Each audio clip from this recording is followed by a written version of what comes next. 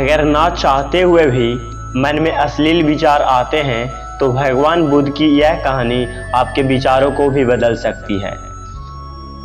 एक बार चंद्रवंशी राजकुमार भरत भगवान बुद्ध के पास आए और भिक्षु के रूप में दीक्षित हुए।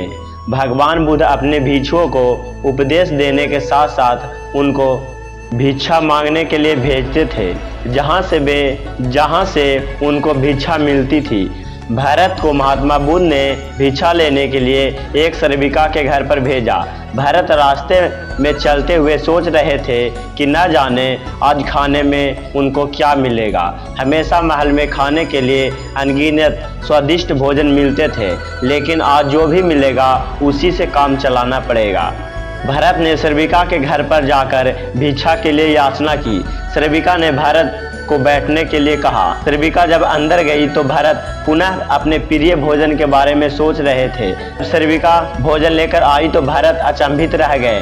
भरत अपने प्रिय भोजन को देखकर खुश हो गए। भरत भिक्षा ग्रहण करने लगे। भिक्षा ग्रहण करते हुए भरत सोचने लगे कि उनको हमेशा खाने के बाद कुछ विश्राम करने की आदत थी, लेकिन आज उन्हें यहाँ खाना ग्रहण करने के बाद धूप से होकर आश्रम पहुँचना है। भोजन हो जाने पर श्रविका ने भरत को कुछ समय विश्राम करने के लिए आग्रह किया। भरत पुनः खुश हो गए। सारी इच्छाओं की पूर्ति होते देख भरत उनको एक संयोग मानकर कुछ देर के लिए लेट गए। लेटते हुए भरत सोचने लगे कि आज तो सोने के लिए मिल गया, लेकिन मेरे सर पर से हमेशा के लिए छत का साया तो मिट गया। जब भरत सोकर उठे तो पुनः श्रविका ने कहा, आपको जब तक यहाँ रहना है यहाँ पर आप रह सकते हैं। अब भरत समझ गए कि यह कोई संयोग नहीं है, श्रविका जरूर मेरे मन पढ़ रही है। भरत ने श्रविका से पूछा, मुझे क्षमा कर दीजिए, पर क्या आप मेरा मन पढ़ सकती हैं? आप यह सब कैसे पता कर लेती हैं? श्रविका ने कहा, शुरू मेरे के लिए ये कठिन था, लेकिन मैंने खुद के विचारों को देखना शुरू किया। शुरू में मेरे विचारों की संख्या अनगिनत थी, पर मैंने अपना पूरा ध्यान उन विचारों पर केंद्रित किया। मैंने बिना पक्ष विपक्ष के अपने विचारों को देखना जारी रखा। धीरे धीरे मेरे विचारों की संख्या कम होती गई। मेरे सारे व्यर्थ विचार दूर होते गए। तब से मैं दूसरों को विचार पढ़ लेती हूँ। यह सब सुनकर भरत घबरा गए। भरत ने श्रविका से आज्ञा ली और वहाँ से निकल पड़े। रास्ते में चलते हुए भरत अपने मन के विचारों को स्मरण करने लगे। भरत के मन में श्रविका के बारे में अश्लील विचार आए। श्रविका ने भरत के बारे में क्या सोचा होगा? भरत को खुद पर शर्म आ रही थी। भरत आश्रम पहुंचे। भरत ने भगवान बुद्ध से कहा, अब वह कभी भिक्षाटन के लिए नहीं जाएगा। भगवान बुद्ध ने भरत को नीचे बैठाया और कहा, क्या हुआ? तुम मुझे अपनी व्यवस्था विचार से बताओ।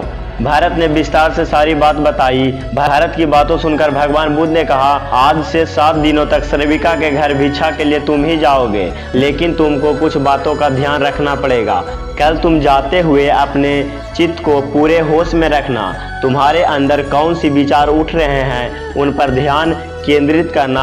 होशपूर्ण और जागृत के साथ ध्यान करना कि कौन सी वासना तुम्हारे भीतर उठ रही है। इन सभी का ध्यान करते हुए जाना और फिर मुझसे विचार विमर्श करना। अगले दिन भरत भगवान बुद्ध के बताए अनुसार पूरे मार्ग में अपने होश के जागृत रखते हुए चल रहे थे। भिक्षु आज पूरी तरह से जगा हुआ था। जैसे जैसे श्रविका के घर नजदीक आ रहा था, भरत की घबराहट बढ़ रही थी। भरत ने अपनी घबराहट को एक तरफ करते हुए बुद्ध को विचारों पर ध्यान केंद्रित किया। जब भरत श्रविका के घर पहुंचा तो उसके दिमाग में कोई वासना नहीं थी, कोई कामना नहीं थी और कुछ पाने की इच्छा नहीं थी। भिक्षु भरत से भिक्षा ली, ग्रहण की और वहां से वापस निकल गया। आज उसको जिस आनंद की अनुभूति हो रही थी वह अद्भुत थी। आज से पहले उसे इस आनंद की अनुभूति कभी नहीं हुई थी। भरत ने आश्रम जाकर भगवान बुद्ध को प्रणाम किया। तो भगवान बुद्ध की एक कहानी अश्लीलता पर विजय कैसे प्राप्त करें, एक कहानी सुनकर आपको कैसा लगा कमेंट में जरूर बताएं। Like share and subscribe. मिलते हैं हम दूसरे वीडियो में।